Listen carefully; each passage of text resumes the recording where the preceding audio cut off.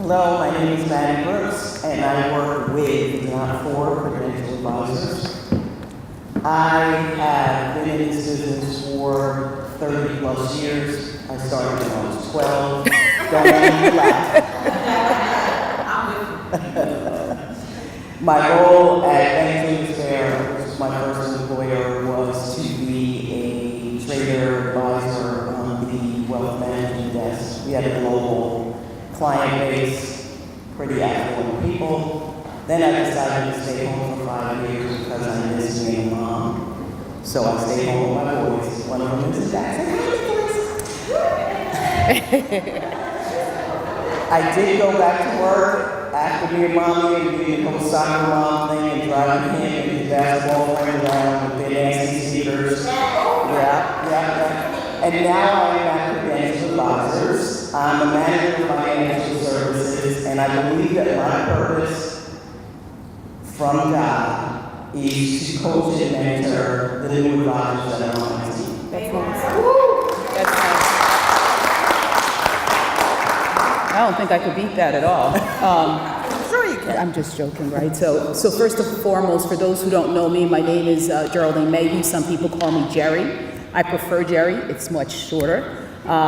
So I have been in the industry for 20 years. I started at the age of 1. We'll leave it just at that. Don't laugh.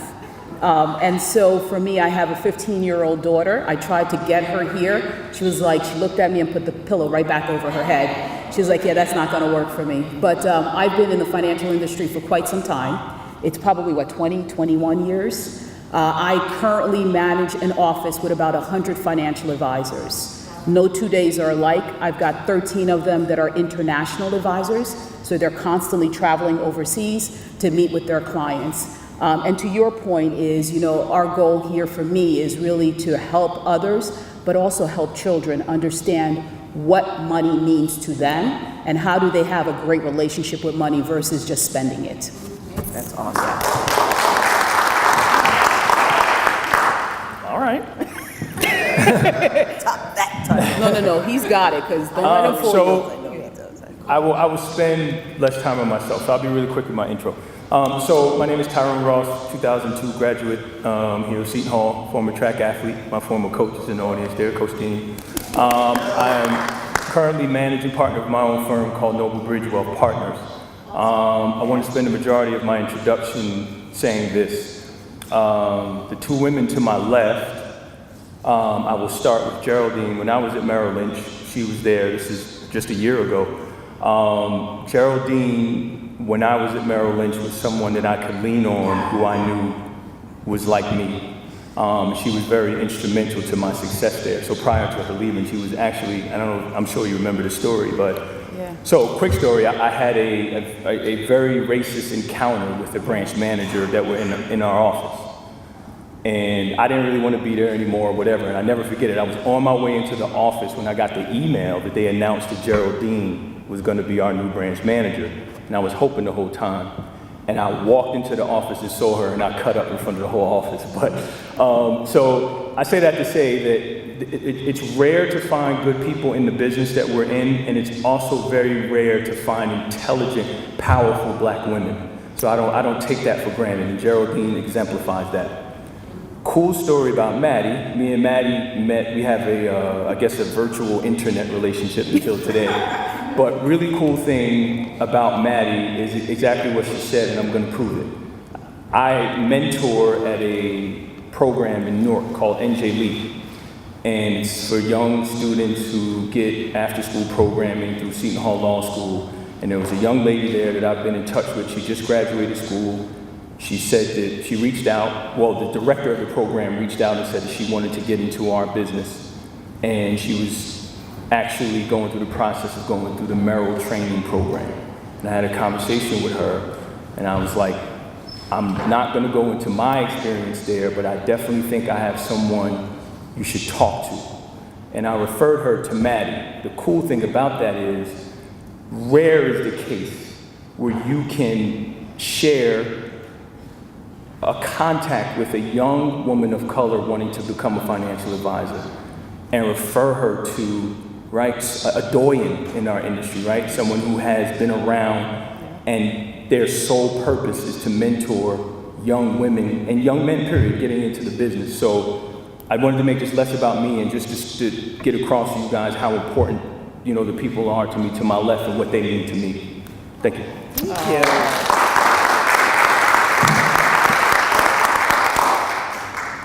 So, I'd like to start the first question to the panel being, we have some very young people here, and we have some older. Seasoned. Yes. These people here. What I'd like to know is, if you're in the seasoned side and you haven't become saving, and you think you might outlive your money, what steps would you take? That's the first part of the question. The second part of the question is, how do you start the young ones on the right path so that they don't get to be seasoned and have a question that I just presented as that? Want to go? Yeah, sure. Let's start with the season part, because I happen to be one of those individuals. The first thing I'll say is I have a lot of men and women that come into my office and they ask that very question. And I always say, it's never too late to do something. It may sound cliche-ish, but it's really not. Procrastination and fear are the two biggest derailers for retirement planning. And I'm sure my panelists will agree. So the first thing you should do, if that's you, if you're one of those people, is to find someone who is a professional that you can speak to about your present situation. That's starting with ground zero. This whole financial journey is not an easy one for people that don't do what we do. There's a lot of intricacies, there's a lot of tax codes, there's a lot of things that no one expects you to know on your own. So what I would say is to start by, if you know someone who has an advisor, we ask for referrals to doctors or hair salons, for nails. Why not a financial? If you know someone who you're working with, or you have a friend or family member who has someone that they're working with, reach out and just ask for an appointment. The other thing I hear is, oh, I don't have a lot of money. Have you heard that? Oh, Jerry? constantly, Okay. constantly, yep. Most advisors will meet with you for no cost in the initial consultation. So if somebody's giving you something for nothing, take advantage of it. Why would you? Ask for the little ones. There's no stronger teacher than leading by example. And I'm loving the fact that these two handsome young men and individuals, let's give them a round. Well, I guess I have to answer both. So I guess my answer would be a little bit nuanced and behavioral. So I guess I'll start with the younger and get older. And one of the things that I try and do in this business is relate my experience. And the reason why I was 26 years old before I knew anything about money is because I wasn't taught about money. We didn't have any, but wasn't taught anything about it. So the antithesis of that is including your kids in that when they're young, right? Because if the lights are off, if you get evicted, if the car is repossessed, the kids experience that as well with lack of explanation. I've been there. So it's simply including the kids in every single financial piece of information that is important to you and them. Because, and I've been blessed enough to have this conversation with my mother, a very strong woman. She did everything she could to keep things from my sister and I, but if the lights are off, at some point there's some comeuppance, because the kids are gonna ask, right? So what I would say is, and again, I speak to young kids a lot, it's simply including them in understanding, open a bill, This is what a bill is. See this? This is what we owe. I'm going to write a check, if people still do that, right? All of these different things, and this is what it looks like, right? Take them to the bank. This is a checking account. This is the difference between a checking and a savings. Like all of these things, the same thing that we do to take time to take them to soccer and gymnastics and to church. I said it. And all these other things, right? And include them in that. And I think as they grow and as we start to look at other communities around us, they do that with their children, which is why they're so far ahead of us, because we don't include it. Which leads me to the other end of the seasoned folks. At some point, there has to be, and I want to be very clear, all issues with money is behavioral. Yeah. It's a behavior. If you don't save, that's a behavior. If you're a spendthrift, that's a behavior, right? So money is behavior. It's emotional. We have an emotional tie to money. So the first question I ask people when I meet with them is, what is your relationship with money? First thing that comes to when you hear money, what comes to mind? Is it scarcity? Is it abundance? Is it bills? Is it your mortgage? Is it a vacation? Your relationship with money is going to determine what you should do next, right?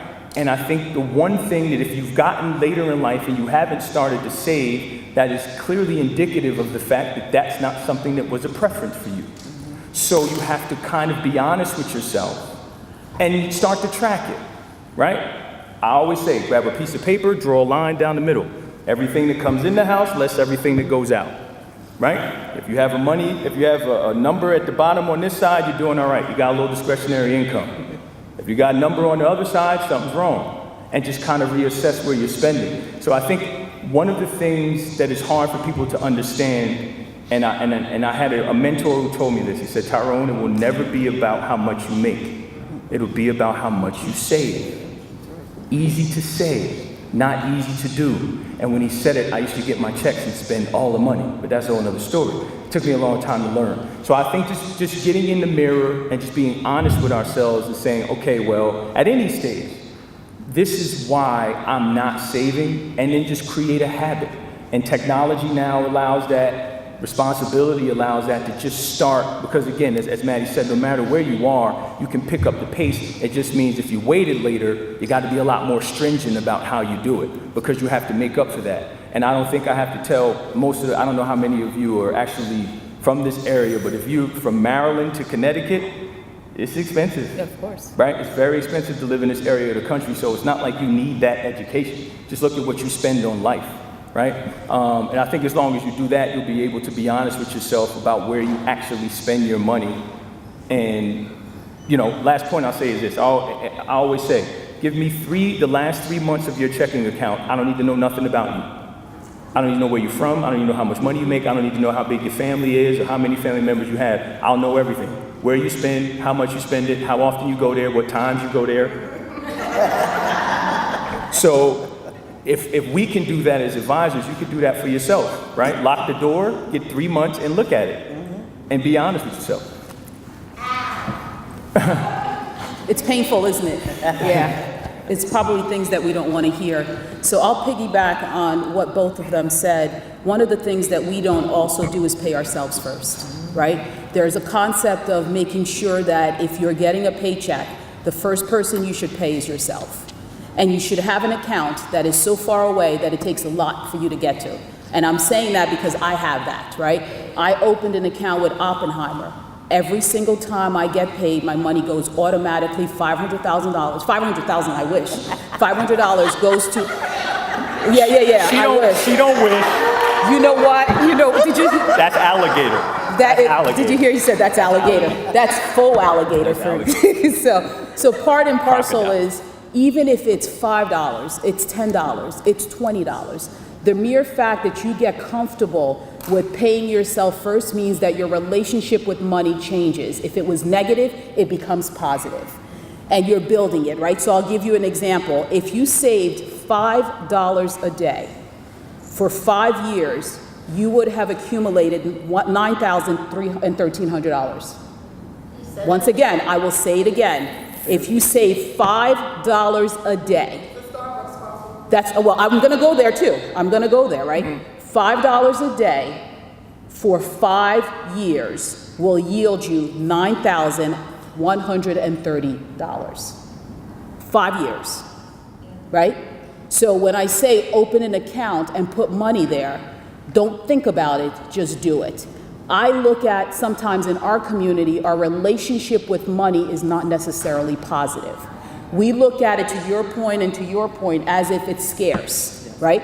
But if you change your mindset and you focus on, hey, I want abundance as opposed to lack thereof, your mindset itself will help you build that wealth, right? Everybody who built wealth didn't build wealth just by the sake of it. They did something that ensured that they put money away so that it continues to grow. So that is critically important, right? For our community, for our children. I was sharing with you earlier, right? I've got a 15-year-old. I opened an account for my 15-year-old at PNC, and it's a virtual wallet. So there's a certain amount you can spend and there's a certain amount you can't spend. Well, she thought it was an open book. And so she's just like, I'm going to Starbucks. Somebody said Starbucks. She loves Starbucks. She's like hanging out with her friends. She's like, well, I'm hungry. I'm going to call Uber. Uber is her personal driver to bring food home, right? So I was like, well, wait a minute. Here's your budget now, right? If you expend all of that money, guess what? You have nothing left for the week. You decide how you want to do it. You have to, right? Oftentimes we're so afraid to be really tough with our kids as it relates to money, either because we didn't grow up with money and we want them to be comfortable with money, but if we give them bad habits, they'll never get out of it. So it is our responsibility to make sure, especially the boys that are here, right? The kids that are here, that we are setting the right precedent. We don't need, ladies, we don't need those shoes. We don't. You don't need those clothes. I guarantee you, if I went to any one of your closets, you have plenty of clothes in the closet and plenty of shoes in the closet. You are hiding yourself right there, right? So understand that those shoes are not going to make you wealthy. Those clothes are not going to make you wealthy. What about this bag you got? What did you say? Nothing. What did he say? I said, what about this bag you got? Well, first of all, it's full. No. Let me clear the record here. First of all, I got this at Banana Republic for $20. Thank you very much. So I'm a bargain shopper. Ask Tyrone where'd he get his suit. Yeah, go ahead. What advice would you give to folks who are looking to learn to invest? Yeah, it depends. It depends. Yeah. Maybe starting small, because we're changing our mindset. Yeah. We're starting to try to create good muscle memory for ourselves and for our children. Mm-hmm. We're trying to pay ourselves first, but we're also looking to try to create some generational wealth and leave a legacy. So, do you want to start or no?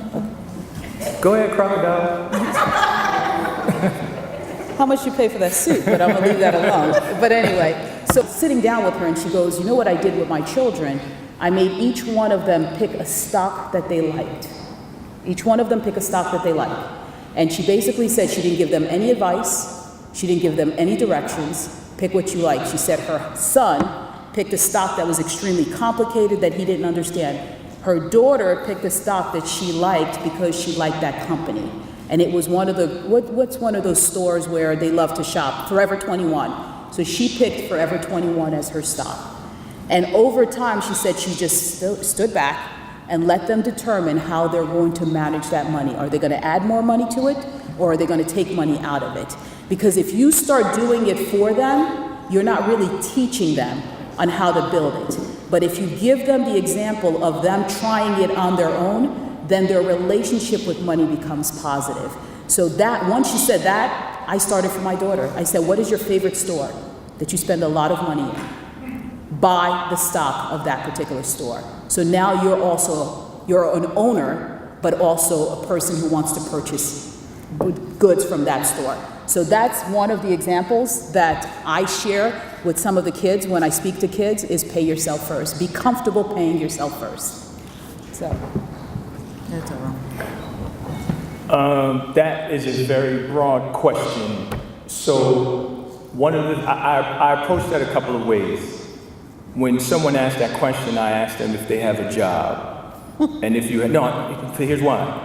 If you have a job, that means you have benefits. If you have benefits, more than likely you have a 401k, you have a 403b, you have a pension. So you're already an investor. You're just not taking full advantage of that. So one of the things that I first do with people is try, especially my younger clients, and the majority of my client base is younger, let's maximize your benefits at work. Make the most of what you have at work, and then from there we'll take the next step. For example, I had the opportunity when I was at Merrill to go speak at Wyndham. Wyndham has probably the best 401k in the country. CEO stood in front of the room and spoke about his new cottage in Maine and all this other stuff, and how he was leaving, but he wanted to address everybody before he left. He's a multi-millionaire. Before walking into the room, the HR director said to me that of all the people in the company, 50% of the people did not put money in the 401k. We hear that a lot. It's a shocking stat. That's not my point. The point is this, and I always put this on my younger clients. One of the first things I say is, you work for a Fortune 500 company or a public company, is, can you get the stock in your 401k? Do they let you accumulate it? If so, do so. One of the things that we don't do is accumulate equity. Equity equals the generational wealth as you discussed. Right? So whether you get that equity through going through the market yourself or through your job. So if you work at a public company, you should have access to that stock one way or the other, whether through bonus or options, or if you can get it through your 401k. So that's the one thing that I say in terms of starting to invest. The other side of that is if you are truly ready to start investing, right? Whatever, right, investing is, based on where you are, your age, risk tolerance, all these things that we have to go through. The number one thing that you should start to do to invest is pay down your debt. If you have debt, pay down your debt. Now, I've had arguments with people whether you could pay down debt and save simultaneously and all this Dave Ramsey garbage, right? But the truth is, if you're paying 23% interest on credit cards, and you're behind on your student loans and all these other things, if you can bring that balance down as low as possible, that's the greatest investment you'll ever make. Get back to zero, and then you'll realize you create a trigger. So now you remember those payments. Remember that $500 a month you was paying on student loans, or $500 a month you was paying on credit cards. Now you'll direct that money into an investment that's paying you going in as opposed to going out. But again, it's a very nuanced question, but that's the barbell approach that I take when I'm initially starting with people and they say, I'm ready to invest, because it's a very broad question. Quick question. When you said young, can you talk about what young is? What's the working age? Well, my clients are very young. So my youngest client is probably 23 now, and I think my oldest client is like 55. And he's the only one, right? After him, there's a drop off to like 40, 45. But that's on purpose. That's purposeful, right? It's not that I exclude anybody. I'll work with anyone. But that was purposeful for me because I realized when I was at Merrill and not being on my own, I came across a lot of folks like myself who had no advice or guidance. There was nothing for us. Yeah. Right? And then I realized, I'm like, well, we won't even get to be 55 with money if nobody teaches us about money at 25, right? So there's enough really smart people who are good at retirement and financial planning. To be honest, I don't like that stuff.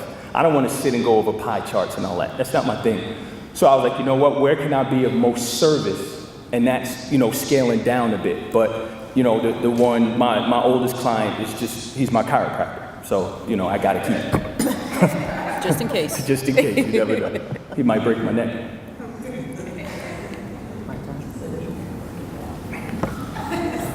My thought on young people and investing is, and the funny thing is, Jerry, last week I had a young lady call me with that very question. She said, Maddie, I saw you speak at, I think it was a women's empowerment seminar, you were what I did. And she said, my daughter's 21, and I want to start investing. how do I do that? Can you help me with that? And to Tyrone's point, I'm a little leery about making that recommendation until I find out where they are. So I started asking her some questions about her finances and whether or not her daughter had a job so that she can invest through a stock option plan or 401k. And she said, yeah, I talked to her about all that, but I really want her to get into the market. The stock market is not your enemy, but at the same time, have you addressed things like student loans, things like credit card debt? So the way we left it is, I said, I think a good next step for us would be for you and your daughter, because she was trying to initiate the accounts for her daughter. And that's not going to help her daughter long term, because if mom is the one who's putting the money in the account and investing, how is she going to learn how to deal with money? So the way we left it is both of them are going to come to my office in a couple of weeks, and we're going to sit down and we're going to talk about how they both feel about money and what have they done and what does money mean to them. My first appointments, most of the time, it has nothing to do with finances. Nothing. It's all about where are you? What are your thoughts? So I'm a little leery about, unless the young people have an individual who understands how the market works, I really don't recommend that they start just jumping into some type of investment portfolio. Does that make sense? Yes. Jerry, did you want to add? No, I think that they both covered it very well, yeah. See, I think the other issue with the mic like this, we can't really like drop the mic when we make a good I'm sorry. You could, it's just gonna break. I'll just push it off. I'm sorry. I'll just knock it down. So you practice so that younger people don't get hold of a lump sum of money and in some strange kind of way. Any advice on how those folks could set themselves up to help their relatives be more responsible? Again, I'll be very brief. Straight basics, right? One of the things that we always leave each other when we leave Earth is debt, right?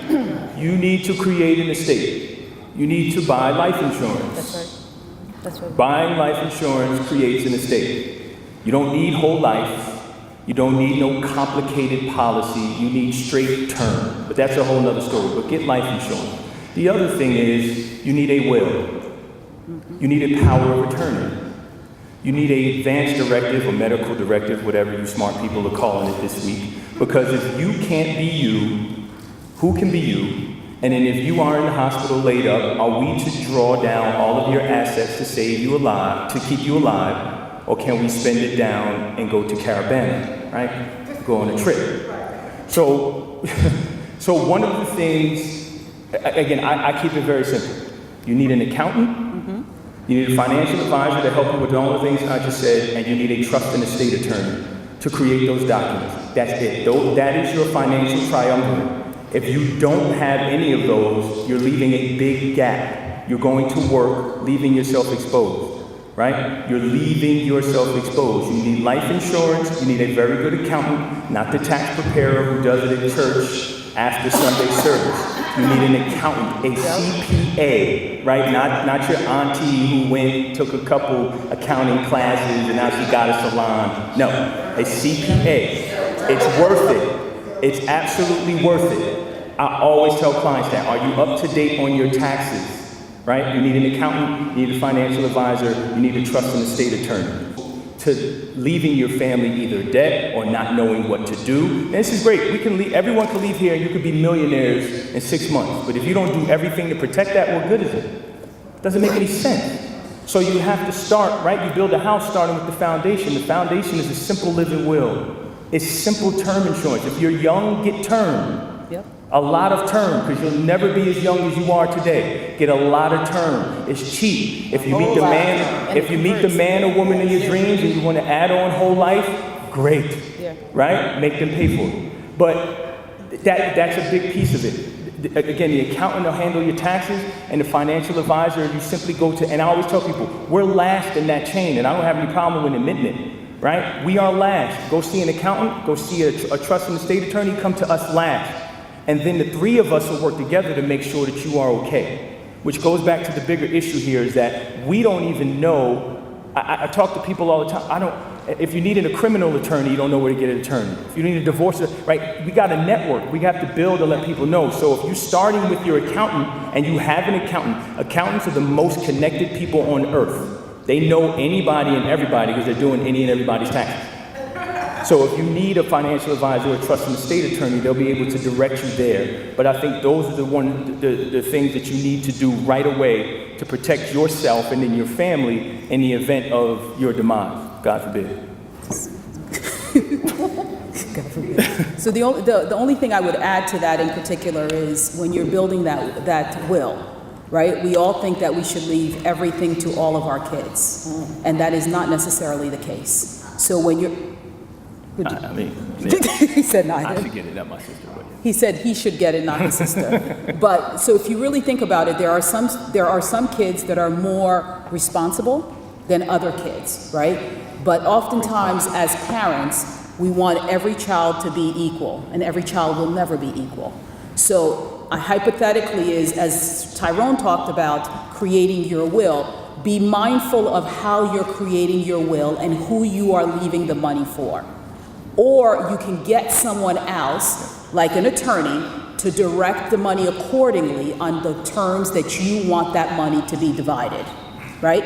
So maybe they can't take it all, but they can take a certain portion at a certain period in time. And so those things are really important because for us, we will create a will, we'll get someone to sign it, and then we'll take it and put it in the safe. Yeah. But we never take it back out to understand the things that I have in there, is it still applicable? Yep.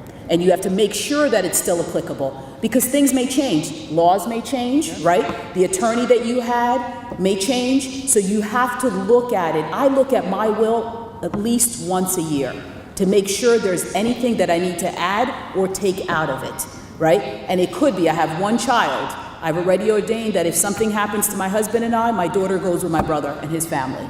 So you have to also say, if something, we could be on a trip and something happens and we both die, you don't create that will, what happens to your kids and who's going to watch them, right? So all of those things that we take for granted, that we think that we're going to wake up each and every day, we've got to be mindful. I think for us as a community, we oftentimes take it, it's always late, as opposed to doing it early, right? So make sure you definitely have a will. Make sure you know what your directives are. If something happens to you and you need to go to the hospital, is it get rid of the life support because I don't need it? Your will should have everything that defines what you want when something happens to you that your children can just execute. So that's what I would add. Okay. Not that I was on a somber tone. We're going to be here for a while.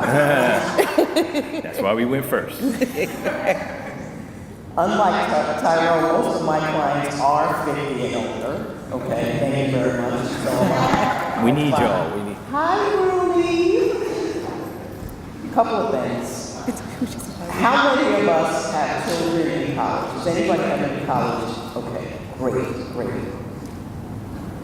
If something happens to your daughter or son, do you have a directive signed by your daughter or son that would give you the right to make decisions on behalf of that young person?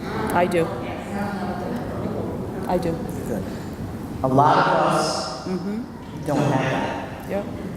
And here's the reality. As a parent, especially if you're paying for their tuition, you would think that that right would go automatically to the parent. It does not. Okay? So these are a couple of things that don't get addressed in our community more so than others. And even though it has nothing to do with the question, I just wanted to put that out because it's important. It's very important. It's also the same thing with a guardian, like Jerry just said. Something happens to her and her husband, her son is the guardian. Oh, it's a daughter. I don't have a I'm son. sorry. That's I'm all right. sorry. I'm surrounded by. I was like, No, you're right, because next time she looks at her will, she put me in. You jumped the gun, but yeah, you're absolutely right. You got a son now. 500,000. Definitely got a son. There should be a legal guardian appointed for your minor children. Okay? Yep. Now, as far as the seasoned people in the room, when you have assets, and here's what happens a lot, people in their 50s or higher do a good job of accumulating while they're working, right? So most of us and most of the people that I meet on a daily basis, they have a 401k, they're putting money into it. If they have a pension, they have that. They might have some type of investment account. They might have a little life insurance, from their job, and that's all great. But the question is, when you pass, the people that you're leaving the money to, do you want to drop, $200,000 into the lap of a 30-something male or female who is not fiscally responsible? No. Sorry, no, you're not getting it. Yeah. So to Tyrone's point, you have to have that group of professionals. I call them the triumvirate. You need those three folks. You need your financial advisor, you need your attorney, you need your accountant. Now, my experience is a little bit different than Tyrone's because most people that come to me, they don't have an attorney. I have to tell them to get one, or I have to refer them to somebody. Okay? Most people do have an accountant, thank God. And it should be a CPA. Absolutely. Absolutely. There's a reason why that person has that credential behind their name. The most important loophole that I find in my experience, especially in the last 10 to 15 years, is what happens not if I die, but if I become chronically ill. Yeah. Incapacitated, yep. How do we fund that? Okay? And I'm not talking about you have to go into a nursing home, because that's Medicare, Medicaid, that's a different conversation. What I'm talking about is, if I walk out of this room and I trip and fall, and I can't walk or drive myself indefinitely, where is the money going to come from? And what I find is that a lot of people who are in that situation, they go to the retirement money. Yep. That asset was not deemed for chronic care. Most people that live 65 or older, there's a 75% chance that you're going to need some type of chronic care assistance. And that cost, additional cost, is $250,000 over your lifespan. That's a lot of money. Yeah. So we need to talk about this, and it needs to be addressed. So people will say to me, Maddie, well, what do I do? How do I fix that? Well, there's really only one of two ways. Actually, there's three ways. You can go to your retirement and just blow that plan up, right? You've been working for decades. If you're healthy enough, you can purchase a long-term care policy, hopefully, we'll see. And that'll give you some leeway. Or you can try to purchase some type of life insurance that has a rider attached to it. But when I tell people, I'm like, you can't just dismiss this. It's too important. If I have a client with a $500,000 portfolio, oh, this is great. I got plenty of money to live the rest of my life. No, you don't. I hate to be the bearer of bad news, but you do not. But the good news is there are ways to address the challenge. And as far as protecting your wealth, I'm with Tyrone and Jerry 100%. In your will, make sure that your attorney, your trustee, if you have an estate plan, is the person that is driving the ship when it comes to distribution of those assets. And oh, by the way, in the meantime, hook them up with Tyrone so they don't know what to do with it when they get the money. Amen, somebody. Amen. Amen. Is there an offering plate? I'll I'm take gonna it off. get off my soapbox now and let's Consecration. Tithes and consecration. So really quickly to that point, for the next question, and this reminds me because I'm living it with my dad who just retired, and another piece of that. One quick point, 401ks or retirement accounts, Trump or will. So if you get divorced and you don't got old boy or old girl, you didn't remove them from your 401k, they still entitled to that. That's right. So make sure you are up to date on all of your beneficiaries, Absolutely. right? That's very important, right? So eventually, if I get married, my wife is going to be very upset that my niece is on all of my stuff, but she's going to have to get off. Next point, Social Security, which is not my bag, but I'm only going through it now because I'm fighting with my father for this. If you can, delay it. That's right. Hold on. Delay taking it. For every year that you delay, it is an 8% accrual on your money. If you can delay it, delay it. If, big if. And my father can, but he's not going to because all of the guys that he retired with are telling him to take it. Right? I'm looking at him, I'm like, I do this for a living. You just as bright as I am, and I'm telling you, your light-skinned son is saying, Yeah. delay it. But he won't delay it. But that's how entrenched it is. Which leads me to another point, which is very important. I don't know why, but the statistics bear this out. When you present people with facts that proves that they are wrong, they become more entrenched in their beliefs. They will not believe you, even in the face of evidence. Trump supporters. But my point is this. You have to be very careful, especially in our profession, when we are giving people hardcore evidence about their finances in their life, because they're going to say, well, my mama, my cousin, I did it, somebody, my coworker, this. They're not you. You don't know your whole coworker situation. So with that said, if you can, and it's so true, and the people at the Social Security office are useless. They don't get it. They're just there to get a check every 2 weeks. They will give you bad advice. They gave my father really bad advice. So just be mindful. If you can delay Social Security, delay it for as long as you can. That is a built-in annuity that the government is giving you that it took from our generation, but whatever. It's a built-in annuity that's there. Make use of that. The only thing go ahead. People are afraid to die and not collect, and there's just a fear with our culture about it, period. So how do you begin to dispel the fear based upon what you said? If you believe, you're getting fast, but you don't believe that. You read it in the newspaper. Maddie is probably more equipped to answer that question, but I'll just tell you really quickly what I told my dad, because that's exactly what I'm dealing with. He's like, I earned it, I want it now. Or people think it's not going to be there. Well, see, that's the other. That's the other. Right. So And that's a reality. Maddie could address that, but I think for me, and like I said, it's personal for having a conversation with my dad. I'm trying to get him to understand that, and just to be transparent here, is there's a couple things to look at, right? The longevity of your family, and then also how your other assets away. My dad doesn't have much assets away outside of his pension, so you have to make the most of this. His personal situation. Yes. So you don't want to gobble it all up now, right? You have me and other people to fill in the hole there because you don't have it, so you can't afford to, right? But I think the thing is, it all depends on your assets away.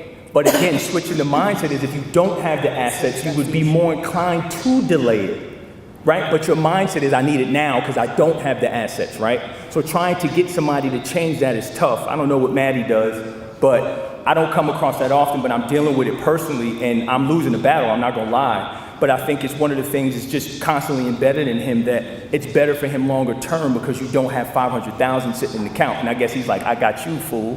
So I don't know.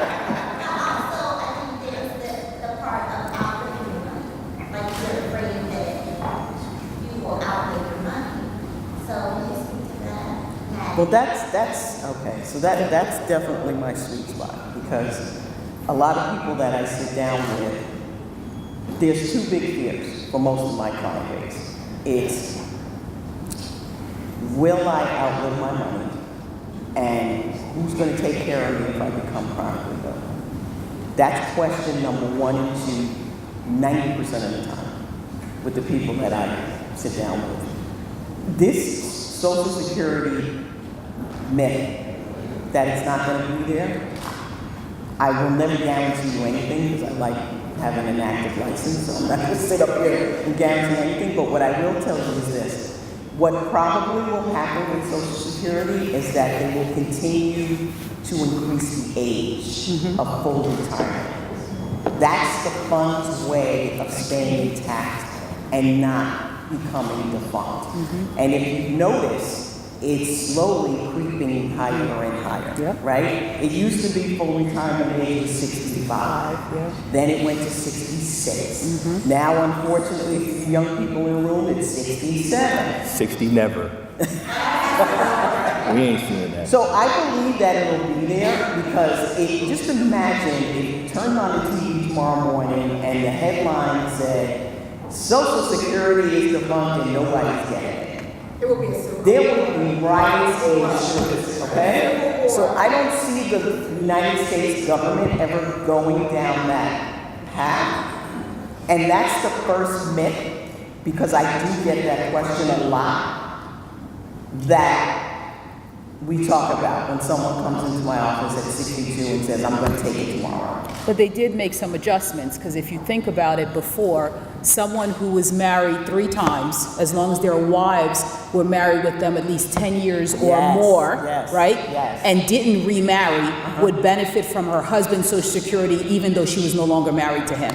So if you think about what's his name, Carson. Johnny Carson was the big example. Johnny Carson. So he was married 3 times. All 3 wives never married over again. They all benefited from his Social Security, but it does not deplete his Social Security, right? It is just their own Social Security that they're getting, just the fact that they married him and they did not remarry. So, go ahead. Quick addendum to that. File and suspend. You can file on behalf of a spouse, suspend yours, and they can collect while you wait. Social Security office, if you go in there tomorrow or Monday and mention this to them, they will run away in fear, because they don't know what that means. I'm going to change that. Well, yes, it's contingent upon certain things, but you still can do it. Again, your personal situation, right? But it's something that you should know about. And that's what I always tell people sometimes, right? They go into a bank and ask them, do you have compound interest savings accounts? Make them work for you, as opposed to giving me a single interest account. I can't get rich like that. Right? What's that? File and suspend. Ask them about that. I'm going to jump in. A couple of years ago, those options were done away with. They got rid of it? Yes. They got rid of it. Yes, they Really? Yes, they wow. did. 2 years ago, thank you. 2 years ago, yes. There was a But lot I thought it was, it's not income based? No. Really? Wow, But that's people were terrible. benefiting from it too much. And again, it goes back to them trying to find ways to ensure that there is a fund for everyone. Wow. Because that used to be a big strategy for me. I used to use that with a lot of my clients. It was file and suspend. You could file, collect, and then suspend later if your benefit was higher than yours. But unfortunately, that's gone. Wow. So, that's amazing. go ahead. You have a question? Go ahead. I just want to recap this. So, I said married, I'm divorced, and I play my former husband can take Social Security for me, or claim if we were married or okay. Is that what you're saying? No, a lot of those benefits have been done away with. So again, everybody's situation is different, but generally speaking, the option to do those types of things that Tyrone just alluded to, 2 years ago, the United States government said, wow.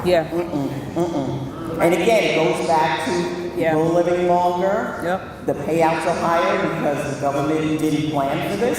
The other thing I I'll say, everybody in this room, Social Security is never intended to take care of us. Right. It was a supplement to. It was a supplement to pension plans. It was a supplement to the fact that most people died 10 to 12 years after they retired. Now you got people living 30, 20, 40 years into retirement. So that's not what it was for. Unfortunately, as a society, we kind of just leaned on it for decades. And now that it's, in danger, everybody's like, oh my God, well, that shouldn't be your only income stream. Okay? Yeah, that's the key. And people get a little tight when I say that, and they're like, what do you mean, Maddie Brooks? I worked for it. And I said, I'm just keeping it real because it's the truth. I'm not making this stuff up. And who knows, right? I mean, to the point of Social Security, every year or sometimes they're looking at how to shrink it a little bit more. So your point is well taken that if we're thinking that Social Security, our pension, and whatever else is going to help us when we're in retirement, then we're fooling ourselves. Yeah.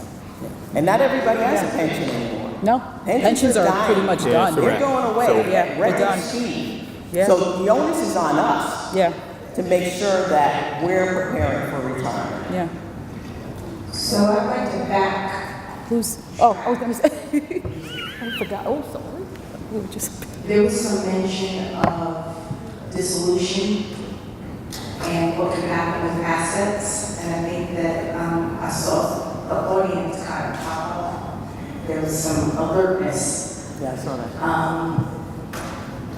Nothing set in stone, people pass away, but more often in our society, people divorce. And I think that it's important to talk about being financially sound in the event that your status changes. Because I know from being in a business that women become emotional and men hide their assets. I'm not trying to start a war here. Just saying.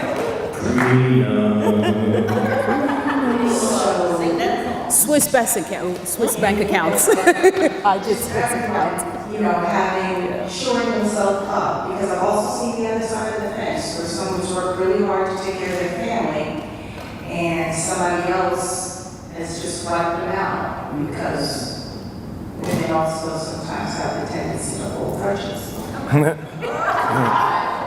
Just saying. Just saying. We all live in the same world, so since we're having real talk, we need to have real talk, and there has to be balance on the issue. That my father has no clue that exists. No clue, right? Yeah, no, you should clap, right? And I didn't know that until I got older. My mom said to me, let me tell you what I do. I have an account. Your father has no clue where the account is and does not know that I have this account, but made sure that my sister and my brother and I knew that she had the account. And she said, that is intentional because that is my money that I'm building. And then we have our money together. And so I'm saying it to the women in the room. Oftentimes, we spend more time taking care of everyone else and not taking care of ourselves. So I don't care if it's, yes, you can leave, Tyrone. Go ahead. Stage left. Yes, I was going to say leave it to Tyrone. But anyway, so you've got to take care of yourself. We know there are a lot of circumstances where you got married, you got divorced, and some of us were not working, but depending on our husband, and then guess what? We are left with nothing. So as of today, my recommendation is to every female in this room, make sure you have an account that is your account that you're putting money in. Every time you get paid, put something towards that, right? So that you can keep and build also your wealth in a way that if you were to get divorced, it's not compromising you. I would agree with that. Okay, that's fine. You don't have to.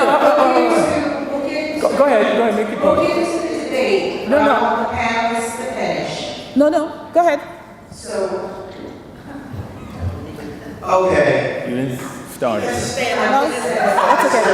Now let's flip it, Okay, flip it. okay? Now we got to provide everything in the household. Provide for the store, where we're living through, bills and everything. Again, divorce happens, okay? Guys, we have to protect ourselves, okay? And I don't know what's in New Jersey, but Maryland, you come with in marriage, you leave without. Okay, in other words, if you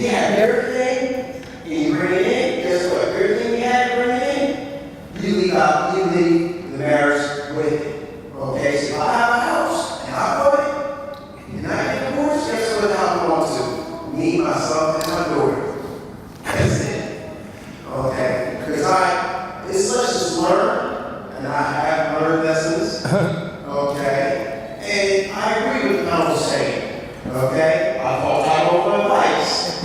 You know? Because I want to protect my asset and my little one. Okay? Because, you know, if anything happens to me, I want to make sure she's taken care of. Okay?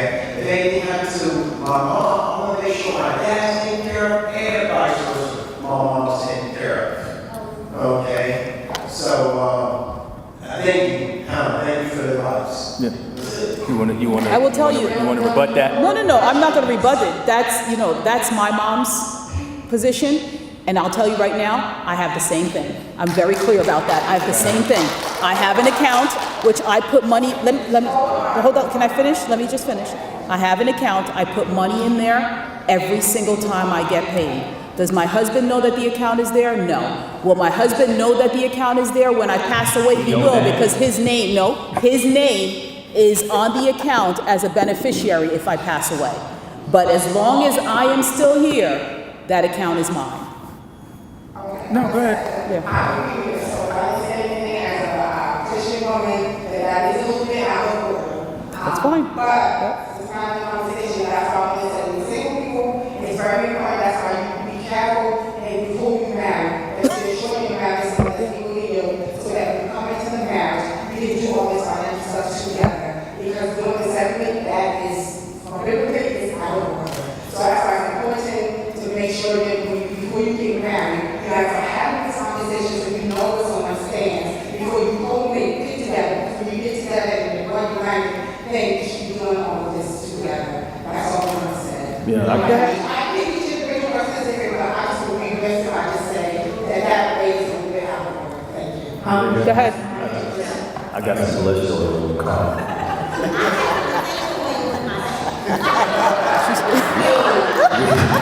We can work out right now. I'm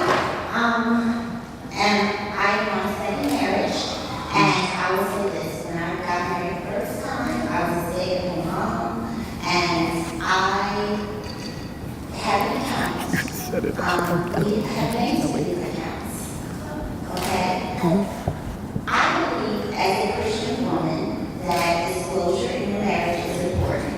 However, my account was not secret. It just wasn't accessible. And because I stayed at home and I did many things that we would have had to pay someone to do, I was paid. So I took my money and I did with it what I wanted to do. I don't think that there's anything wrong with a woman having her own. You do not need to always go and ask your husband for permission. I think how you handle your business is how you handle your business. But if I didn't have something for myself when things hit the fan, it wouldn't have been a good look. And when things go to the left, money begins to become a factor, okay? And money disappears and all kinds of things can happen. And not for nothing, we deal with, from a spiritual perspective, there are generational curses, there are things that you may not know that are spiritual that come up. And there are also mental illnesses and things that can come up. And people can also have addictions, all kinds of things can happen. So you must be wise and prudent. Amen. Can I just add one component to this before we go through?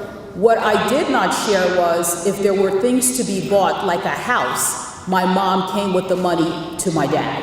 So she didn't tell him where it was, she billed it, but it was for us as a family. So it wasn't that she's hiding it and he'll never know. My mom was just much more prudent as it relates to savings than my dad was.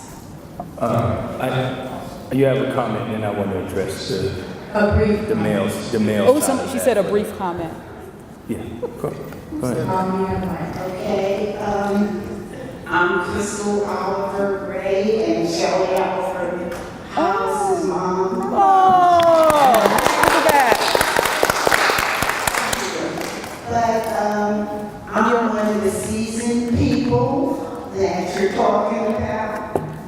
And my grandmother, as well as my mom, raised me with little $5 to have an account of your own. That's right, that's right. If you needed a pair of shoes and your husband couldn't get it for you,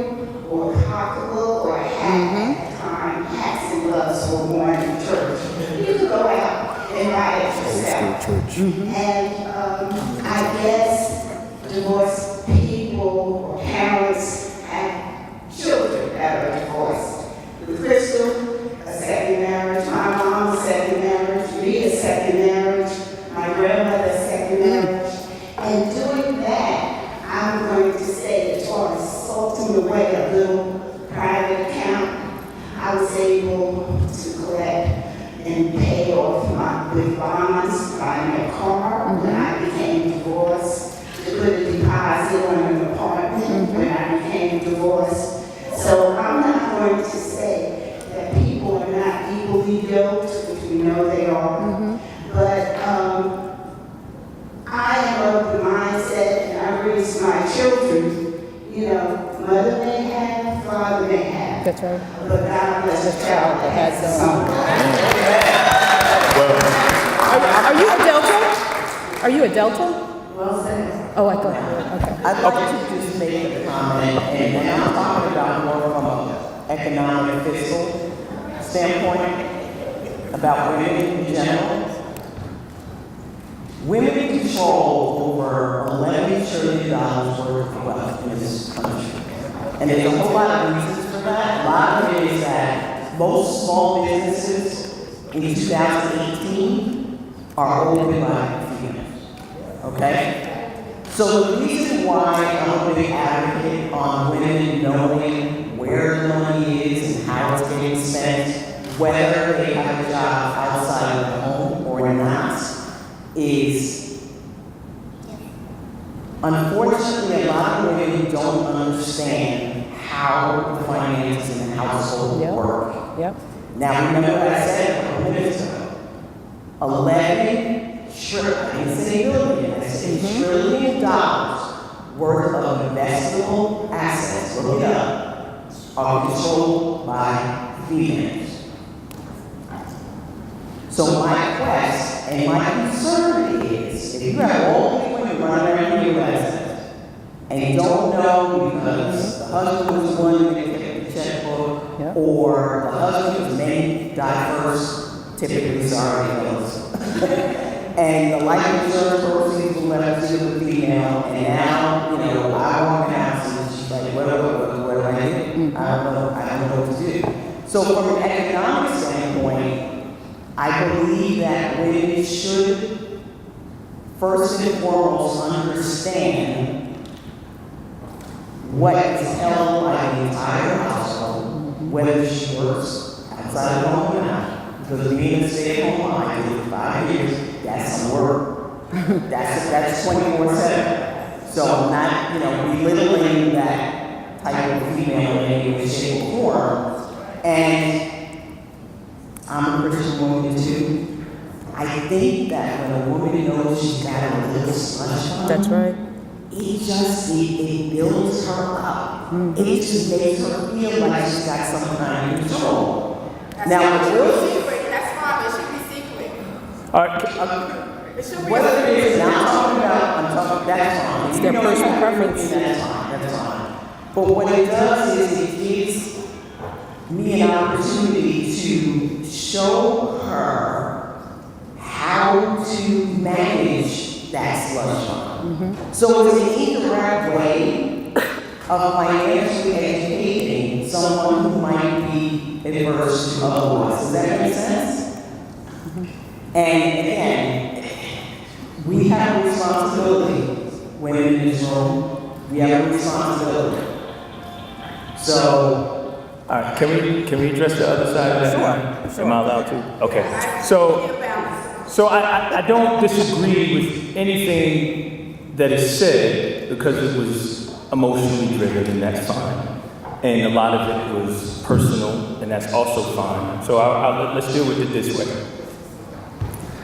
From a male's perspective, right? And I'm right now I'm speaking to the young men in the room that may, like myself, not be married. So one of my better connections that I use, I have a whole list of attorneys that I use as a divorce attorney, right? And she already told me that her wedding gift to me would be doing my prenup. But one of the things that you have to understand as a couple, and she's dealt with couples on this, you have to know the laws where you live. First thing. Second thing is, as I think was mentioned, know who you're marrying. Know them, right? That's just the truth, because you may tell them that the account is there, but you probably hide in something else. So that's a personal thing, and people have to deal with that on their own. The other thing is, and I can't stand Steve Harvey, but one of the things that he said on his radio show years ago that was true, is that you should have your accounts, I should have mine, we should have ours. And again, I should know you have yours, so if you want to go get shoes, ain't got nothing to do with me. If I want to buy a Porsche, mind your business, right? But together, but our assets together is what we're going to pay the lights, we're going to do this for the kids, the soccer games, tuition, this, that, or whatever. That's that, transparency, yes. The other thing is this, going back to that, a prenup is not saying, right, and my mother's all the time, right, you're wishing ill on it. No, that's not what that means. All that simply means is, it's not only protecting me as a man, but it's protecting you as a woman, it's protecting us together. In the event of dissolution, right, that we don't go through all of the nonsense that isn't, available when there is no prenup. So it's just, you buy insurance for your car, for your house, for your kids, for your life, but not for your marriage. Okay, leave that up to God. That's fine, if that's what you want to do. Totally fine with that. But you should protect that, because you insure everything else, right? I don't buy a new car and say, Lord, insure it, protect me, protect your marriage. With that said, do understand, as you were saying, at least I know in New Jersey to be true, if you get divorced, and my mama leave me a house, and that house wasn't in our prenup, or if we don't even have a prenup, that house is mine. The minute I put that house into a joint account with you now have part ownership of that. So again, that's another thing. If you want to segregate assets that it was been left to you before marriage, and she gave this example on purpose. She had a friend of hers. She was left a house, she sold it, $500,000. She was going through issues, the friend was going through issues with the husband. And she said, well, what'd you do with that money? I put it in a joint account. I don't know how hard she smacked her, but I do know, right? This goes all back to what we were saying. There's steps to, if anything that involves your life financially, you pause and talk to somebody.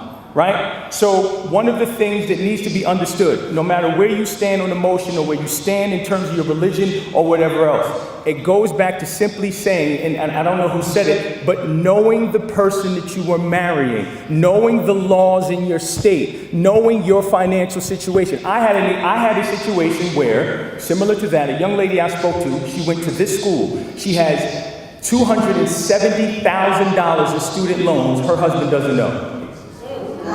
If I marry you, you got 270. Well, first of all, we won't get married. But that's another. But to that point, that's another thing. I told her. I had a consultation with her. I said I cannot move forward because if you don't tell your husband about this, I can't have a conversation with you both and advise you knowing that he doesn't know about this house that you owe. And they just bought a home. So the point is, again, being transparent. Because if you really love me and you know I come with this baggage, that is now your debt too, right? Help me pay it. But again, if you don't sit with the individual and have an honest talk, one, about your current financial situation, and two, even I'm going to be very transparent here, I am like a lion over finances, and I will be with my wife because of what I experienced growing up and seeing my mother and father battle over money. My dad couldn't read and write, still really can't. My mother handled all of the finances, and we struggled. So that's embedded in me personally. I'm never going to get that out, but I'm going to bring that to my relationships, and I'm going to tell my wife. The reason I am this way is not because I want to be domineering, but we got to be fully transparent. We're going to put everything on the table and split it up. And if it's something left over, we'll go to Waffle House. But if not, right? If not, then, it's just not going to work for me. And maybe there's some situations where, transparency works or things being in certain places work. But again, it's knowing, and obviously from hearing Geraldine speak, and you guys know her already, and me knowing her personally, she's not a bad person, or I'm just not. It's not that. If it works for her in her marriage, It's totally different than what worked for me and mine. My wife can't keep nothing. I'm looking after everything. I'm visiting all the islands looking for accounts. The last name Ross. Ibiza, I'm going everywhere. Sri Lanka. But anyway, so anyway, long story short, I just think you should know who you're dealing with, and I think also knowing the laws of where you are in the event of dissolution, that you're protecting yourself to make the right decision. Yeah. Are there any other questions from the audience? Or comments? Just understand that money is usually the reason why people get divorced, right? Think about it. Yeah, and you're right. That's number one. So, again, to Tyrone's point, you gotta know who you marry, for sure. I mean, that's where it starts. And the other thing is, it goes back to behavior. It goes back to the way you feel about money, right? So we need to address those types of things first. Before we start talking about, you should have an account where all this other stuff, so. Just I just say that money is the root of all evil. It's not. It's not. It's not. It's not. It's not.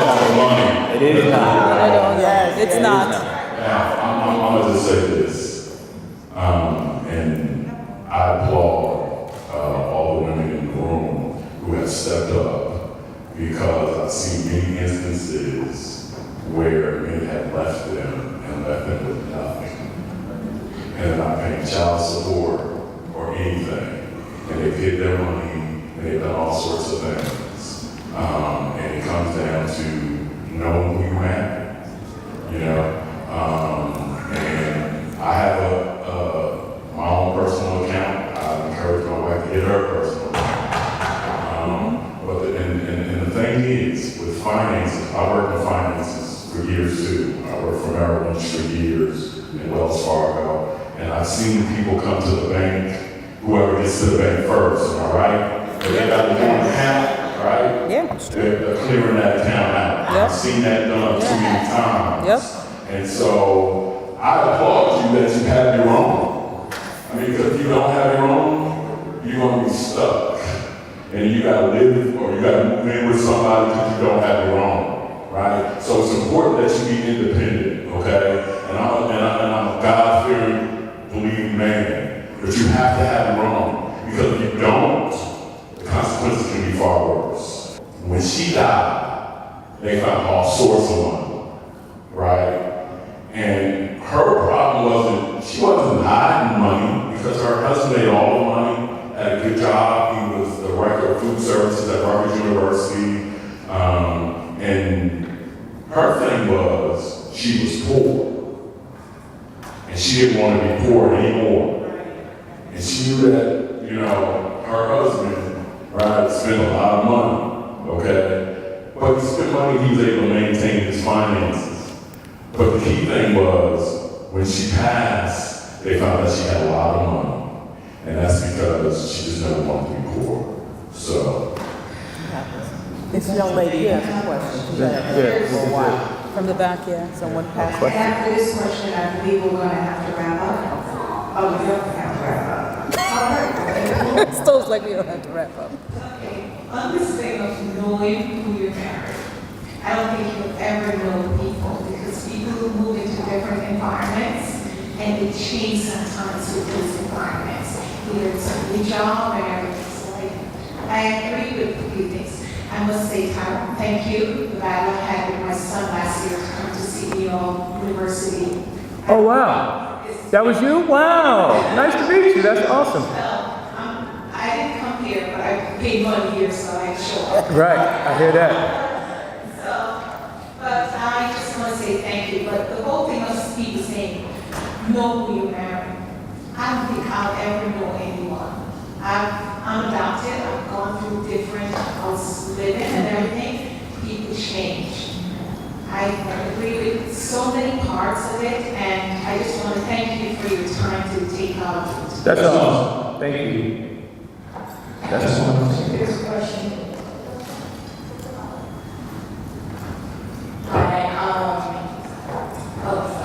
So I agree with actually with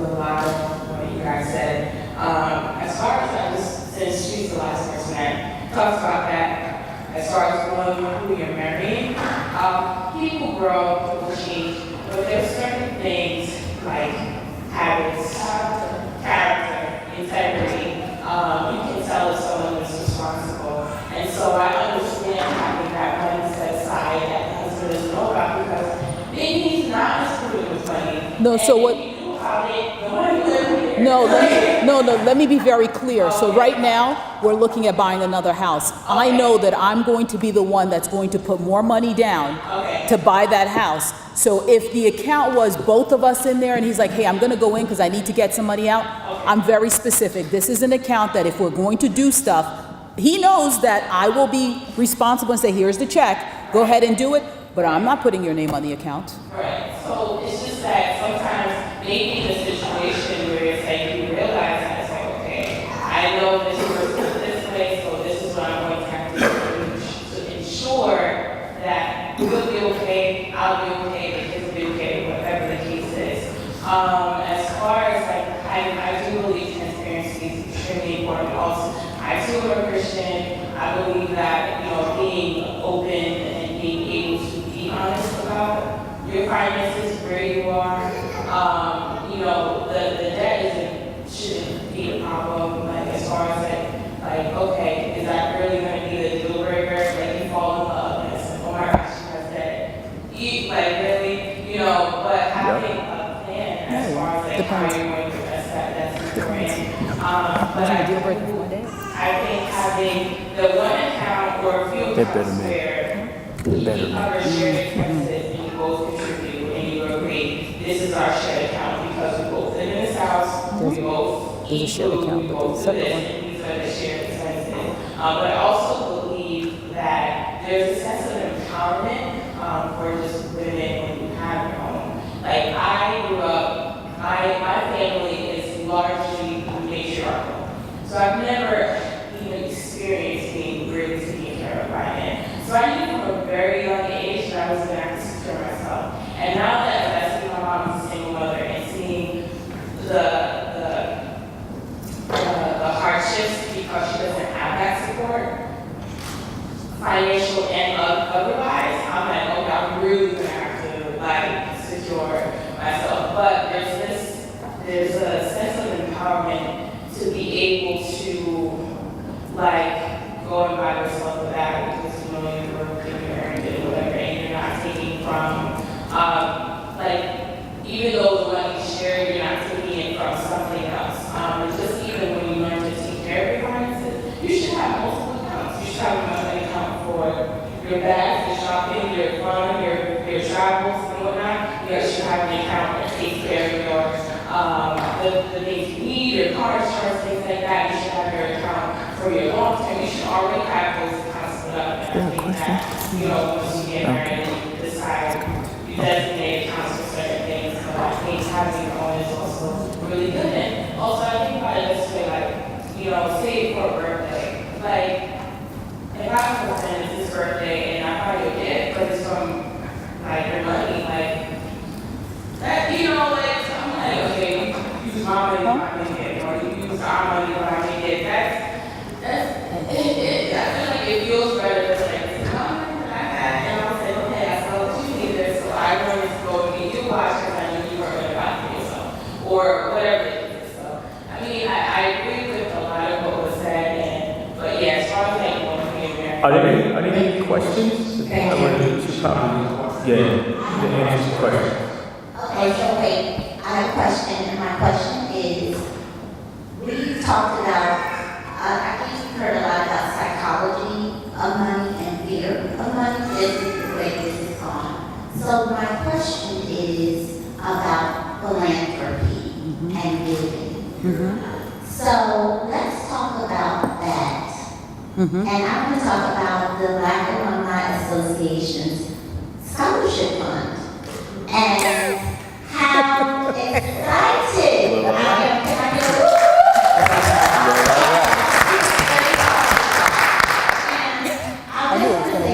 somehow. And I'm saying this with love, but also I need us to begin to think. People are very quick to contact the Black Alumni Association and ask about scholarship. Is there money? Why? Because some of us have children that are going to college, but you are not putting in work and you're not offering any money. So if we don't put in money, there ain't gonna be no money. Yep. Okay? So can you speak about our culture and giving and philanthropy and how we can change our mindset? All right, my comment's going to be very brief, and then I'll let Tyrone and Jerry address the Alumni Association. The glaring difference that I see between us and other folk are they take care of their Absolutely. universities, That's right. churches, through designating specific life insurance to leave a legacy for their institutions. It's part of their value system, it's part of their culture. And whenever I bring that up to someone who says, oh, I want to leave money to my college, I want to leave this, and I use that as an example, I always said this. And I'll say to you, just like I said then, yes, you should contribute to your alumni association. You should contribute your time and your money if you're able. But if you want to leave a large sum of money to an institution like other folks do, and you want to help ensure a legacy, think about the most cost-effective way of doing it, and that's through life insurance. And then I'll stop.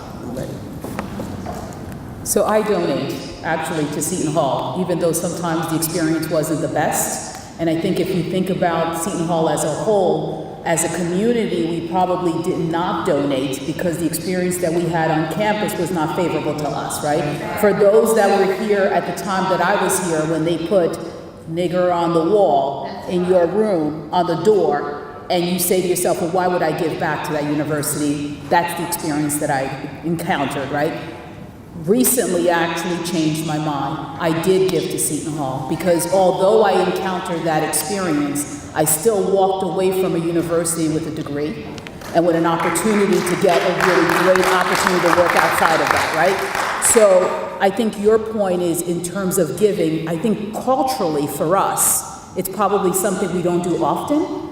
And it could be for multiple reasons, and I'm not going to go into depth as to what those reasons are. But what I do see is our other counterparts do give. And the mere fact that they have an opportunity to give, if their kids wanted to come to Seton Hall, guess what? It opens the door for them, right? And so I now began to give, not only to Seton Hall, but also to nonprofit organizations that I believe in, right? So I give to Habitat for Humanity. I'm on the board of Habitat, so I give money to that.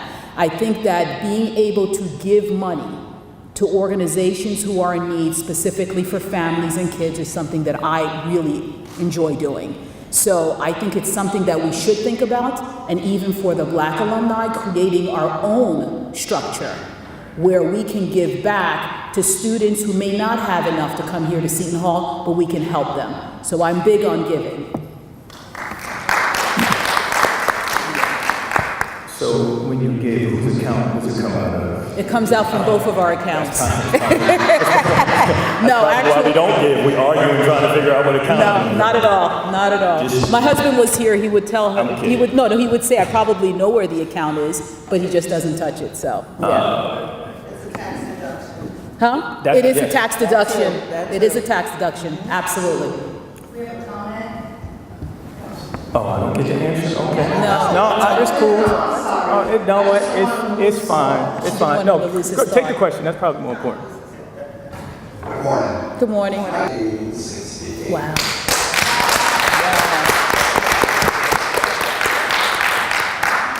Alan, my friend, graduated in '69. All right.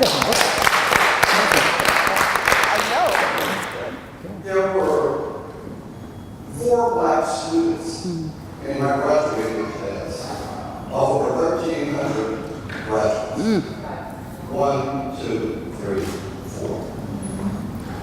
I understand that there are challenges that students of color face on campus and will probably continue to face space on campus. If you look at the national statistics, and Seton Hall is probably a microcosm of that national database. But every time you think of a reason why you should not contribute back, I'm going to give you my number. I will give you 5 reasons why you should. Yep. I set up most of these programs. EOP, Martin Luther King Scholarship was born out of EOP. Black Studies was born out of EOP. Puerto Rican Institute was born out of EOP. Pre-legal, I wrote the proposal for 38 years ago. Pre-med, pre-debt. One of my staff members wrote the proposal. I got the funding for it, so I dare say I was involved in every single entity that affects Black people most at Seton Hall. Seton Hall was good to me and for me. That's right. That's right. Yep. That's it. But for the support that I received from the president and the administration of Seton Hall, these programs would not have existed.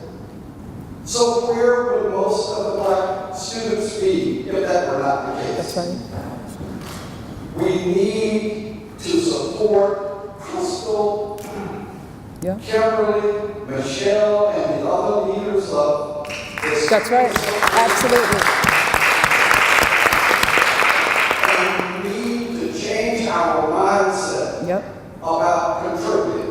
Where in the world can you go and find a perfect institution? You put money in your church That's right. basket on Sundays. Exactly. That's right. Is it perfect? No. If it is perfect, put the gospel after you leave. So let's change our mindset and let's begin to support the things that are important to us. That's right. Well said. Focus on Black Pride. WSOU. Friday night. If it wasn't for you, there That's right. would be no me. That's right. It really wouldn't be no me. Okay? I've been able to come to Seton Hall University as I was on my way to Tuskegee Institute. Okay? I was actually going to Tuskegee, and then a young man by the name of Monty Brooks called my father and said, I know where Bobby can go, and he don't have to go to Alabama with Gary Station at Maxwell Air Force Base. I always had aspirations about being on WSOU because my mother was into music. She worked at RCA Records. Alfred Davis, who's now a chiropractor in Montclair, graduated from Seton Hall. He was on WSOU. I wanted to be there.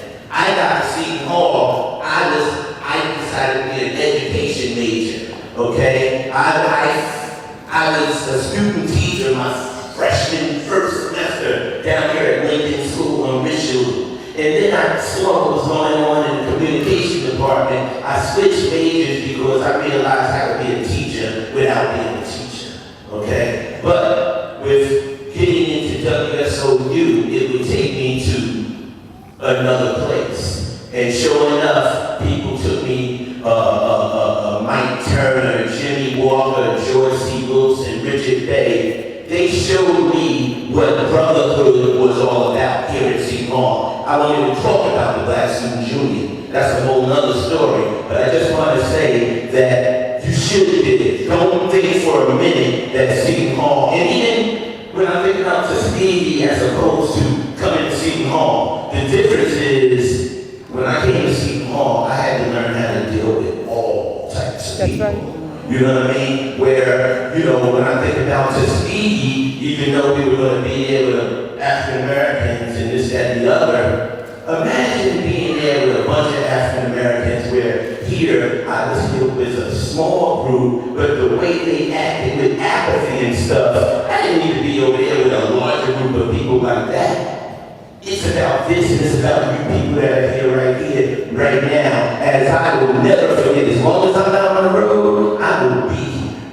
Okay? and I will make sure that if there's any communication agents, and I know there's one in here who I met 2 years ago, that I have really been trying to help get there. So again, I applaud you because that thing you told us up in that can, take a look to your right and take a look to your left. I will never ever forget it. God bless you, sir. Thank you. And the people of why you should give, and I think those are two passionate stories. I can't add anything more to that, but what I will say is this, and this is when it changed for me. And I'll tell you a personal story, a very powerful story, when philanthropy jumped out at me as something that needs to happen. Take yourself back to the way you felt when President Obama was elected. I met a very good friend of mine that I met recently, was his largest fundraiser of color. And I can prove it because if you go to his Twitter page, if you know anything about when people meet with the president, people who sit to his right are very prominent. His avatar in his Twitter picture, he's sitting next to the president on his right. That was his reward for raising money for President Obama. He was on the ground, right, and was his largest fundraiser. So I say that to say, when he told me that story and everything that came out of it, and what it means for change, and how I was fortunate enough to go to the DNC with him in 2016 and to watch him cry, right, and to see how passionate he was to telling people to give and what it meant for him and sharing his story. I think it resonates down to this, right? We have to give to the causes of where we want to see change, right? And that's just the truth of it, and we don't. So I think if we want to see change, if we want new dorms, if we want scholarships, if we want, I was here, I never knew it was a Black student union here. I didn't know it was nothing black at Seton Hall, to be honest. I didn't. I mean, I'll be completely honest. I didn't know. I graduated in 2002. I had no idea. 2002? I had no idea. Wow. Yeah. You said 2002? 2000, I had no idea. Right? So I had no idea it was anything like that here. But again, it was, so my point in saying all that, and I just think this just to tie it up, is I think for us as a people, and as we start to move forward, and I want to tie this in with something I didn't get to say earlier, and that you said, addressing the young men in the room and tying it in with this point. I was the first one in my family to finish high school, let alone go to college. As a people, we are about to walk into an abundance that our forefathers had no idea that we are about to walk into. Black women are the most highly educated class in this country, demonstrated by what Maddie said. My point is this, to the young men, we are getting left behind in terms of women graduate twice the rate of us, they get twice the amount of degrees, they make way more money, but let's be very clear, a couple stats. I'm not a big quant guy, but here's the facts. 5% of black people in this country gross more than $112,000 a year. 5% gross more than $112,000. That's Federal Bureau of Statistics. Less than 5% of people of color are worth $350,000 or more. Now, big picture, that is going to change because, again, a lot of us are getting degrees and we're moving forward. So to the young men in the room, I empower you to become entrepreneurs, to get highly educated, to increase your skill set, to match with the women that you are going to encounter in life. So then you both can sit down at the table and say, no matter whose account is coming from, that we're going to go back to the place where we were educated or where we met, and I'm going to donate $50,000 to my university and you to yours, and to our local officials, and to the school, and to everywhere where we want to see change. It empowered us along the way, and I think that has to happen, and it will happen. But I think what we don't, and I also think that there was a little chasm here too, in between generations, right? So if you are 35 and younger, right, our world is looking different than it was at our parents and the people who raised them. So now that we have the tools and resources that my parents didn't have, I can empower my niece now, and so on and so forth. So if she sees me in the computer room here when I was in graduate school and she was a baby and she understood what college meant and what it meant to go to college and what that meant for the legacy of our family, and she's the second one to go to college, and now I'm saying, okay, well, wherever you went, you were there, you have to give back because they gave to you, right? And one quick story that I'm done. I was only fortunate enough to go to the school because I had a talent to run. When they cut the track team, I was done with Seton Hall, completely done, right? Until recently. The last time, I want to say it was a couple months ago, was when I actually stepped foot back on this campus since I got that news. And I'm gonna tell this story. I never forget it, I was working on Wall Street, I was coming home, and I got the news that they cut the program. And everybody was calling me, because like, you the Wall Street guy, find the money, right? And I remember I called Coach Moon, who's getting honored tonight, and I called him. I said, what do we need to do? What do we need to raise to at least get them to keep the team another year? And he told me this, and I'll never forget it, and I always tell the story. He said, they won't even hear us because they don't have anyone or any indication that anyone has given back from the track team for as long as I've been here. So we are knocking on the door that they are not going to open. And I said, well, at least let's find out the amount. I think it was 1.3 million or 1.5 million, something like that, to keep it going another year. And we couldn't even come together to raise the money, right? So with that said, I just think, again, that was something that I'm passionate about, something that we feel. So I just think the things that are near and dear to you, and I think the gentleman in the back said it, that emotional tie, things that get you emotional, that should lead your giving. Right, and that's where you should pour into what poured into you. Yes, he has a question. Okay, so He has a I question. need to speak to that. So when we look at the Black Alumni Association and the executive leadership team, when you see this weekend, this is on the strength of really like 4 women that are humbling, grinding. Kimberly Singletary owns a company, Conceptual Geniuses. I cannot tell you how much in-kind service her company and team has contributed to this happening. There's this concept that we're here, we are financing a lot of this out of our personal accounts. We pay to be at the weekend just like everybody else. We support and give our money like everybody else, and our time, our talent, and we beg. We are begging alumni to just show up, help out, volunteer, not to mention giving money. That scholarship that was established, we had to have someone personally put their name on the line to minimally raise $5,000 a year. Minimally, for us to have anything. For us to be here and to partner with alumni relations, to have the university acknowledge us, to become a club, this is work. And we need everybody to understand and to contribute. President Meehan has this Get to 10 initiative that's going on right now. We need our 10 to go to the Black Alumni Club. That's right. Association scholarship. So we really just need everybody to start thinking about giving and understanding that they will not talk to you, they will not hear you because you don't exist if your money is not coming in. And it doesn't have to be big, it just has to be numbers. If 100 people give $1, 100 of us give $1, we have their attention. We exist, we're on the radar. And you know what? The sad thing is that you'll go to a game, you'll rock $50 sweatshirts and t-shirts from the bookstore. Come on, y'all. Talk to your people that you're connected to on social media. After this, I need to see everybody that you know putting in at least $5 so that they can see that we are powerful and we're strong and we matter.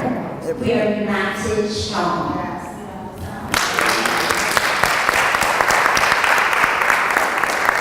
He had a question. 5 minutes to wrap up. He had a question. 5 minutes? You can't have the 5. Hi, family and friends. Y'all today. I have mixed feelings talking about giving the campaign to Seton Hall. Those that know me know I've been very vocal as to why I have not given to Seton Hall. My husband and I are philanthropists, and we donate to colleges. Certainly, he sits on the college board. But I really had been torn, and I say had been in the sense of whether or not to give back to an institution that I felt had not given me anything. When I left Seton Hall 30 years ago, this is actually the first time that I've been back at this campus. And I left bitter, I left broken, I left feeling that the institution that I came to help me prepare me for the world had done little of nothing to do that. And I had some issues. But as I sit here and I thought about it, and I'm speaking to Crystal with regards to what it is that we're supposed to do as alumni. And I am an alumni of Seton Hall University. And I think that it is important that each of us give back. Whether our experience, as you stated, good or bad, we have students that are coming here that need to hear from us in a tangible way, financially, but they also need to hear from us just to communicate with us, to talk about their experiences, our experiences, and how we can move forward together. And so after today and this weekend, I'm on board with the scholarship, but I also still need some resolution for me with regards to Seton Hall. I'm just gonna jump in for 1 second. Kudos to you. I think that's wonderful. I think if the focus is not on the institution and on the people who are coming behind you, I think that'll help you resolve your issues. That's right. If you shift the focus from forgetting the institution. We're doing this with the young men and women in the room. Does that make sense? So I think that that's a great point. The only other thing I would add, Crystal, is as alums, make us accountable to each have a mentor, right? And that it's not only about giving money, but it's also being able to speak to the students and help them go through some of the things that we may have gone through while we were at Seton Hall. Yeah. Okay. We are aware of that, but here's what I need you to understand. There are 4 of us strong. We can't do it. Like alumni, we've got these powerful alumni. You talked about your top 3, and then we threw an attorney in the midst of what we need to be successful. We have people who are CPAs. We have people who are accountants.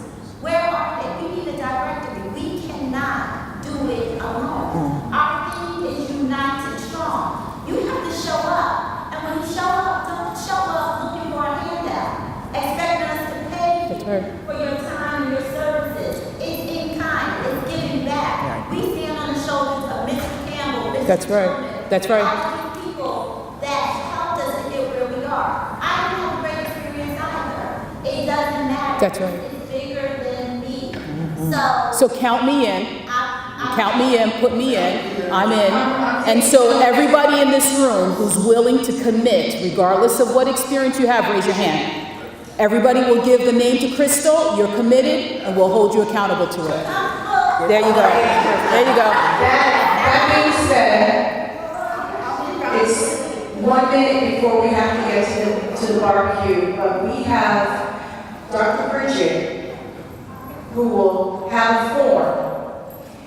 We need the names of any deceased alumni, whatever information you have. It might be their name, their address, their telephone number. A deceased person, you can't get a name or a telephone number. We just need the name. We are doing an apology, calling out the names of those alumni who are no longer with us.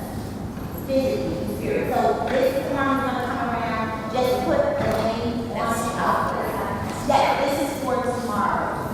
So before we close out, can we have all of your individuals that took the time to do this for us to applaud them? So come on. Stand up, you guys deserve it. We also want to applaud our esteemed panel. Thank you for your time and your talent and all the wisdom you imparted. I'm sorry, do you guys have any final comments, and can you please, the audience with the next, let's close out with what is the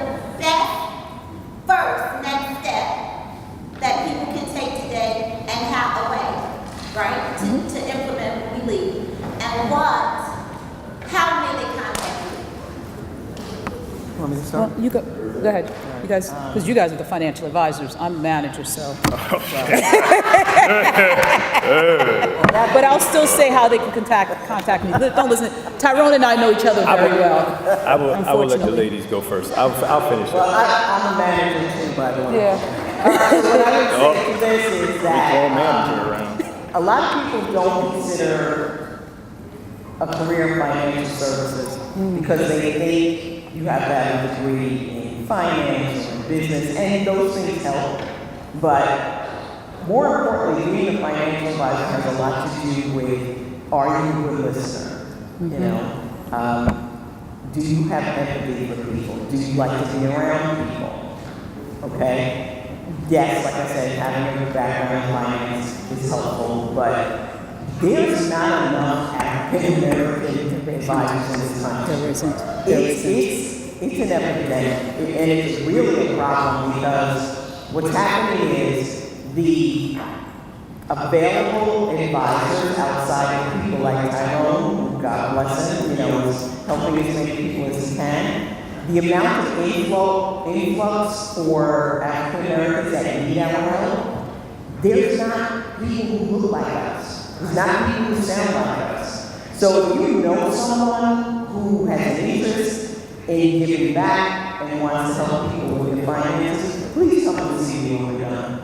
Please, okay? That would be very helpful. And as far as next steps are concerned, the only thing I would say is that if you haven't taken the time to develop a budget, whether you do it with an online app or just writing it on paper, the old-fashioned way to find out where your money is going, that absolutely should be your first step. Very well said. So mine is going to focus a little bit on what we spoke to towards the end of the session, was really the students. And as I sit here, I said, yes, I'm a manager. So one of the things that Crystal I will commit to is having a student from Seton Hall every year come and spend time in our office as an intern.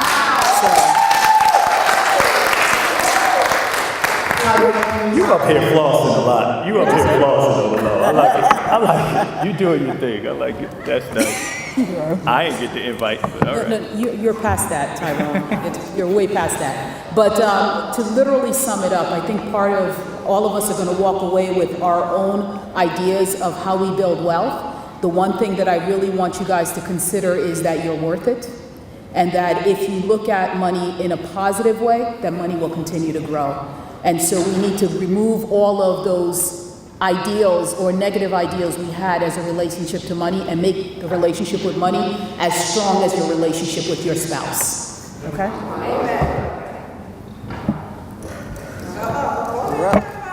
Okay. So I will end on this note. One of the things that I think is very important for everyone to consider when you leave, and as you walk throughout life, and no matter where you sit with your personal finances and your experiences, whatever the case may be, and I think we've all done this a lot. We've all had the opportunity to be blessed to sit in front of people to pontificate about our experiences and what we can teach you and what you should do and whatever else. There's something that I call the Tony Robbins effect, right? People, they walk on hot coal and Tony Robbins is jumping around, and then you leave and you like, I'm gonna stop smoking tomorrow, I'm gonna save $1 million, I'm gonna start my own company, and then Monday comes and you like, man, my car don't start, right? The Tony Robbins effect, I don't want to happen with you guys here, so this is my point. One of the things that I say this every single time I get this opportunity, we are touchable. You do not need $1 million to sit with a financial advisor. You don't need $250,000 to meet with an advisor.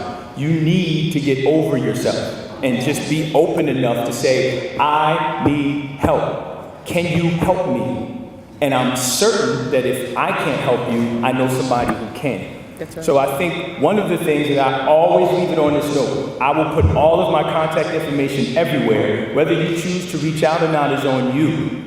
But and I don't want to share the contact information, but I'm all on social media. If you just Google my name, all of my social media is there, my LinkedIn is there. Feel free to reach out. I don't have any problem sitting or talking with anyone and helping you and meeting you where you are. And I think that's one of the things that happens when we do these things a lot is people walk away and they're like, well, can I use a financial advisor or do I need you don't need anything. You just need a desire to want to get better financially and we'll help. So Crystal, I'm sorry, go ahead.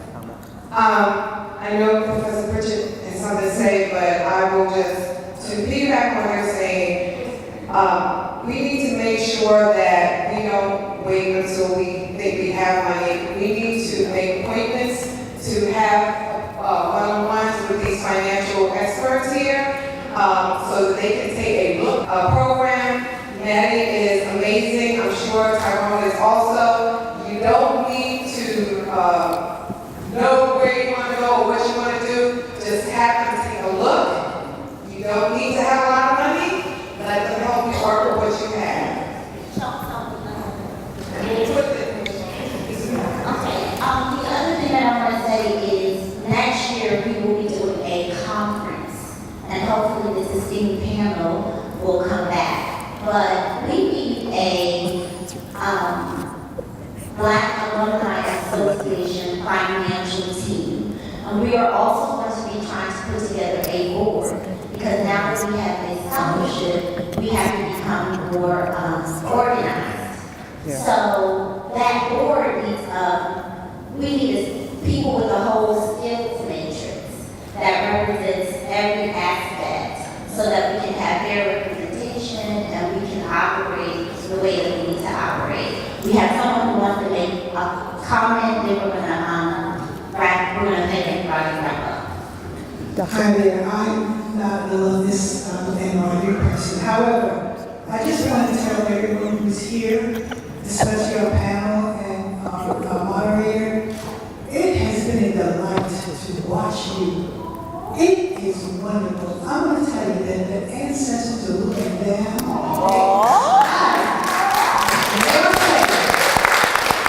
It is worth every whip of the life. That's awesome. Everyone, you are making them so proud. It's just wonderful. Back and forth, the intelligence and your articulation and the sharing. It's just, I just have to say, what a wonderful experience. Thank you. Thank you. Thank you. Thank you. Gotta end on that. End on that. I want to thank my sister, Shelly, for being a great moderator.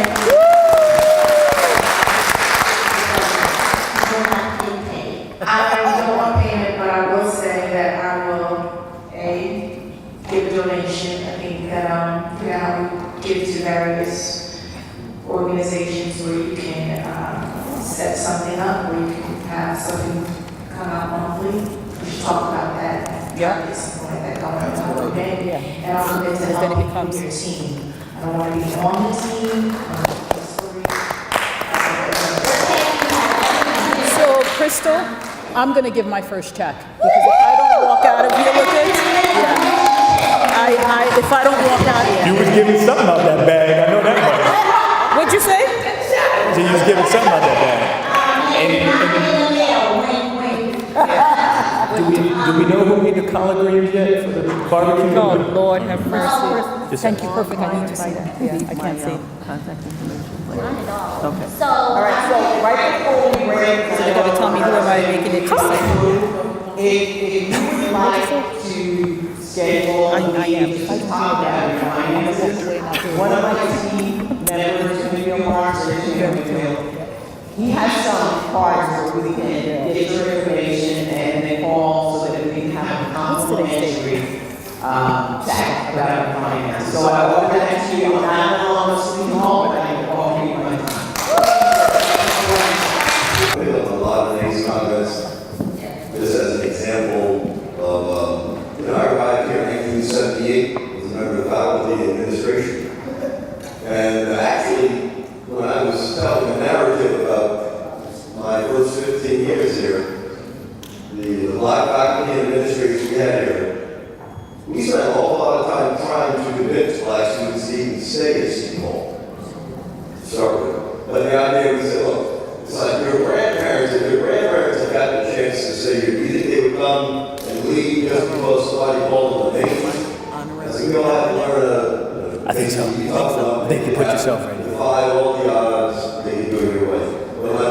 particular standing was to say, in the spirit of what Alumni said, which was a lot of people have a bitter memory of Seton Hall. The current undergraduates will remember me saying things like this to them. Back in the day, whenever I met any alums who had graduated from Seton Hall before the year 2000, that's going from 1970 to 2000. First thing they would ask me is, do black students still have to march on campus for dignity? That's how rough it was. But all I wanted to say to everybody right now is please get engaged with the strongest thing you can do. No matter what your experience was, and because maybe you had a negative experience, get involved with our students today. Be engaged with them. The reason is, in today's America, actually, you think it was rough when we came here? In today's world, because of the challenges coming in the atmosphere about identity, many of our young people are peeling away, they're hiding from the identity issues. They don't want to be identified with things which are cultural. So actually, this is the time for the Black Student, as Black Alumni Association, to raise up your loins. Two things. We discussed this 2 years ago when Bridget was talking with us, and somebody said, 100 people give me $100. What that was all about, we want to get 100. Ultimately, we want to be able to say that if there are 2,500 Black alumni from this institution, we have gotten 100% participation. You follow that? That gives us all clout when we want to talk to the boards and the heads, number one. 100%, our goal is going to be ultimately 100% of Black alumni have made a financial contribution to Seton Hall. Number two, we really need all of you to get in behind the new programming that will come out of this organization that will engage you with our students throughout the year. They need to hear your stories, they need to network with you. Aaron has his check. Probably. That's the standard of what you think. I don't know. I think it makes sense. Yeah, okay. There we go.